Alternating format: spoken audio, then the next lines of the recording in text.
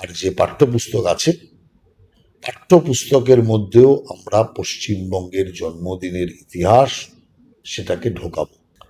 কিন্তু সত্যকে বেশি দিন আড়াল করে রাখা যায় না। সত্য প্রস্ফুটিত হয়, আর এটা গীতাতে শ্রীকৃষ্ণের বাণী। নমস্কার, আপনারা দেখছেন দ্য রাষ্ট্র। আমি অনুরাগ। আমাদের সাথে রয়েছে বিজেপির সাংসদ রাহুল সিনহা। নমস্কার স্যার। আজ পশ্চিমবঙ্গ দিবস। বিজেপি সরকার আসার পর 20 জুন প্রথম পালিত হচ্ছে, কি বলবেন? দেখুন, বিষয় হচ্ছে এই রাজ্যে কংগ্রেস সরকার, 34 বছরের সিপিএম সরকার, 15 বছরের তৃণমূল সরকার, সবাই কিন্তু বিরোধী মনোভাবাপন্ন রাজনৈতিক দল। একটা বিষয় সবাই এক, যে পশ্চিমবঙ্গের সৃষ্টির ইতিহাসকে ধামাচাপা দিয়ে রাখো। শ্যামাপ্রসাদ মুখার্জিকে কোনোভাবেই জনসমক্ষে আসতে দিও না, এই ব্যাপারে সব এক। যার জন্য পশ্চিমবাংলার জন্মদিন পশ্চিমবাংলার মানুষ জানুক, এটা এরা কোনোদিন চায়নি, উল্টো মানুষকে ভুলিয়ে দাও। কিন্তু সত্যকে বেশি দিন আড়াল করে রাখা যায় না। সত্য প্রস্ফুটিত হয়, আর এটা গীতাতে শ্রীকৃষ্ণের বাণী। কিছু সময়ের জন্য সত্যকে দাবিয়ে রাখা যায়, আড়াল করে রাখা যায়, কিন্তু চির সময়ের জন্য নয়। সত্য ফুটে বেরোবে। আজকে দেখুন, এত বছর পরে সেই সত্য প্রকাশিত হলো। কেন এটা ওরা করছে? তার কারণ হচ্ছে পশ্চিমবঙ্গের জন্ম ইতিহাসের সাথে দেশভাগের ইতিহাস জড়িত। দেশভাগ যখনই আসবে তখনই কংগ্রেস সিপিএম এর তৎকালীন নেতাদের ব্রিটিশের সঙ্গে আপোষের নীতি, ব্রিটিশের পদলেহনের নীতি, সব কিছু চলে আসবে। কমিউনিস্ট তো ব্রিটিশের গুপ্তচরের কাজ করত, এই সব জিনিস চলে আসবে। কিভাবে এরা সাম্প্রদায়িকতার জন্য দেশটাকে ভাগ করেছে, সমস্ত কথা চলে আসত। আর পশ্চিমবঙ্গ সৃষ্টির ইতিহাস যদি আসবে, তাহলে শ্যামাপ্রসাদ মুখার্জির নেতৃত্বে যে বিরাট হিন্দু বুদ্ধিজীবী গোষ্ঠী, যারা বলেছিল হিন্দুদের জন্য হোমল্যান্ড চাই, সেই হোমল্যান্ড আমরা পেয়েছি। সেই যে দাবি শ্যামাপ্রসাদ মুখার্জি করেছিলেন, সেই দাবির ফলেই আজকে আমাদের পশ্চিমবঙ্গের জন্ম হয়েছে, পশ্চিমবঙ্গের ভারতভুক্তি হয়েছে। নইলে দেশভাগের সময় তো পশ্চিমবঙ্গ আর আজকে বাংলাদেশ গোটাটাই দিয়ে দিয়েছিল পাকিস্তানের সাথে। আমরা আজকে বাংলাদেশের নাগরিক থাকতাম যদি শ্যামাপ্রসাদ মুখার্জি না থাকতেন। আমাদের ভারতের প্রিয় প্রধানমন্ত্রী নরেন্দ্র মোদীজি আসছেন, তিনি তারকেশ্বরে। কেন আসছেন? কারণ তারকেশ্বরেই 7 দিন লাগাতার সমাবেশ হয়েছিল এই বাঙালি হিন্দুদের জন্য হোমল্যান্ডের দাবিতে। আর তারপরেই ওখান থেকেই আন্দোলনের জেরে শেষ পর্যন্ত ব্রিটিশ সরকার মাথা নত করে, মানতে বাধ্য হয়। যখনই এই সব কাহিনী আসবে, দেশভাগের কথা আসবে, তখনই এই কলকাতাতে 10,000 হিন্দু মারণের নরমের যজ্ঞের কাহিনী চলে আসবে। হাজার হাজার মা বোন ধর্ষিতা হয়েছে, অপমানিত হয়েছে, সেই ইতিহাস চলে আসবে। শত শত শিশুর ক্রন্দনের ইতিহাস চলে আসবে। আর এই কংগ্রেসি আর কমিউনিস্ট বেঈমানদের ওই সময়কার সাম্প্রদায়িক রাজনীতির ইতিহাসও মানুষের সামনে চলে আসবে। নোয়াখালীর দাঙ্গা আসবে, বরিশালের দাঙ্গা আসবে। অতএব এদের যে চরিত্রগুলো আবার উদ্ভাসিত হবে। সেই কারণের জন্য পশ্চিমবঙ্গের জন্মদিনকে চেপে রাখো, শ্যামাপ্রসাদ মুখার্জিকে লোকের সামনে আসতে দিও না, এই নীতি নিয়ে এরা চলেছে। সেই সত্য আজকে প্রকাশিত হয়েছে। এবং আমরা সবচেয়ে আনন্দের বিষয় যে বিজেপি সরকারের প্রথম আয়োজনে পশ্চিমবঙ্গ জন্মদিবস পালন হচ্ছে, যেখানে প্রধানমন্ত্রী এখানে আসছেন। সারা দেশে পালন হচ্ছে, আমাদের অ্যাসেম্বলিতে পালন হচ্ছে, বিভিন্ন মণ্ডলে বিভিন্ন জায়গায় পালন হচ্ছে, পার্টি অফিসে পালন হচ্ছে। অর্থাৎ লাগাতার বিভিন্ন জায়গাতে এই পশ্চিমবঙ্গ দিবস পালন হচ্ছে। আর এটা আমরা মানুষের কাছে ওরা আসতে দেয়নি তো, আমরা জন জন পর্যন্ত, ঘর ঘর পর্যন্ত এটা পৌঁছাবো। আর যে পাঠ্যপুস্তক আছে, পাঠ্যপুস্তকের মধ্যেও আমরা পশ্চিমবঙ্গের জন্মদিনের ইতিহাস সেটাকে ঢোকাবো। তার কারণ, যদি পশ্চিমবাংলার ছাত্রছাত্রী পশ্চিমবাংলার ইতিহাস না জানে, তাহলে তো পশ্চিমবাংলায় থাকাই বৃথা। সেই জন্য প্রত্যেকটি নাগরিক, আগামী দিনের ভবিষ্যৎ ছাত্রছাত্রী, তাদেরও জানতে হবে পশ্চিমবাংলার ইতিহাস।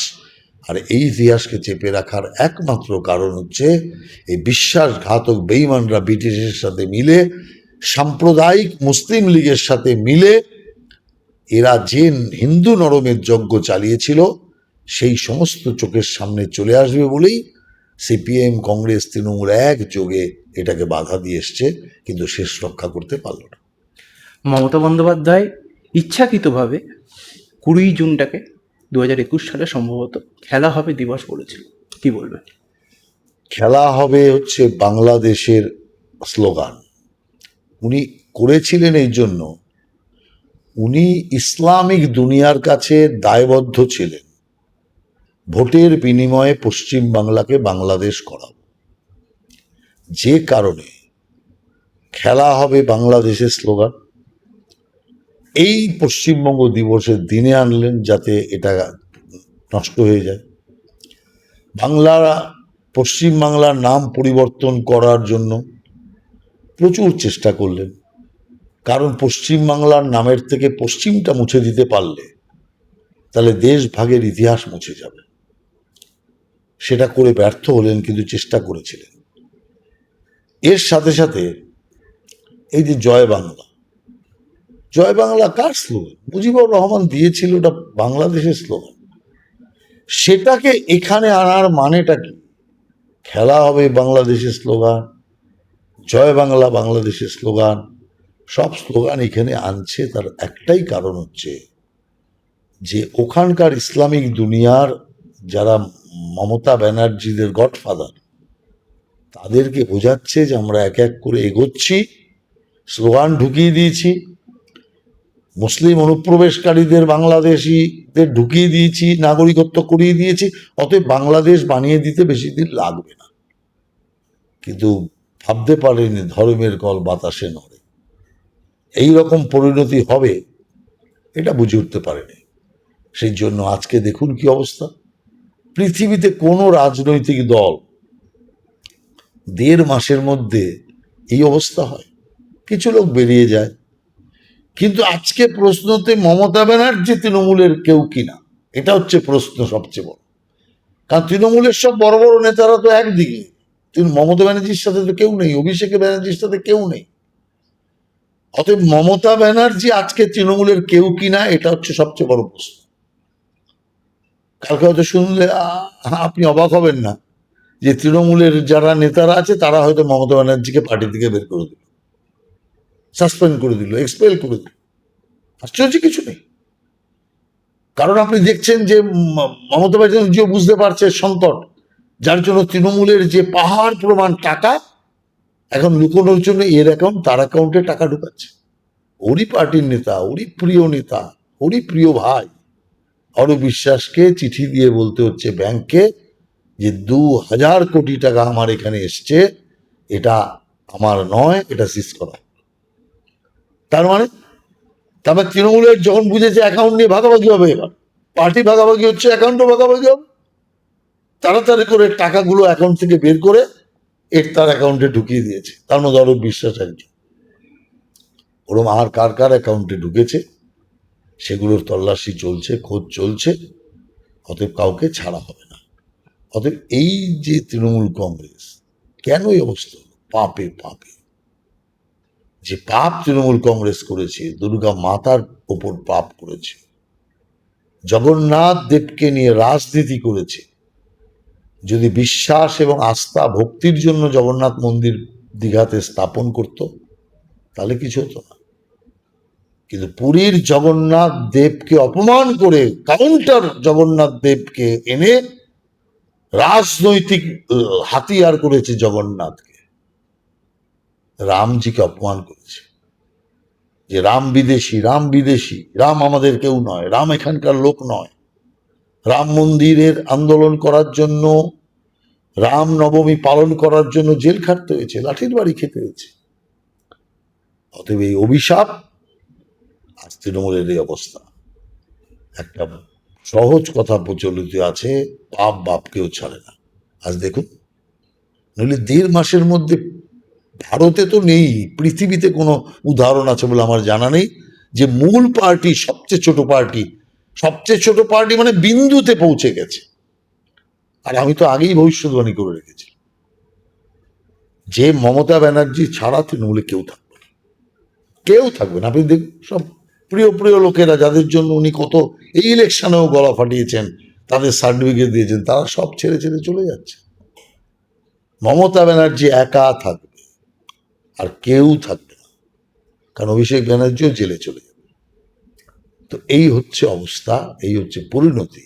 অতএব যে পাপ ওরা করেছে শ্যামাপ্রসাদ মুখার্জির প্রতি, যে পাপ করেছে বাংলার জনগণের প্রতি, বাংলার ইতিহাসের প্রতি, বাংলাকে বাংলাদেশ বানানোর জন্য যে ষড়যন্ত্র করে অনুপ্রবেশকারীদের এখানে ঢুকিয়েছে, সব পাপেরই সাজা দেখুন কি সুন্দর হয়ে গেছে।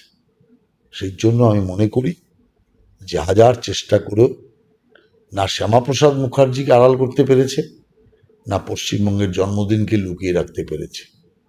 খেলা হবে, খেলা হবে, বাংলার মানুষ খেলে দিয়েছে, এমন খেলা খেলে দিয়েছে যেমন মমতা ব্যানার্জি শেষ পর্যন্ত কালীঘাটের বাড়ি থাকলে হয়, সব অবৈধ। সেই জন্য পরিস্থিতি এখন তৃণমূলের পক্ষে অনেক ভয়ঙ্কর। তৃণমূল বলবো না আমি, মমতা ব্যানার্জি এখন তৃণমূলের কেউ না, কারণ তৃণমূল তো বেরিয়ে চলে গেছে এদিকে। তাহলে এই মুহূর্তে প্রধান বিরোধী কারা?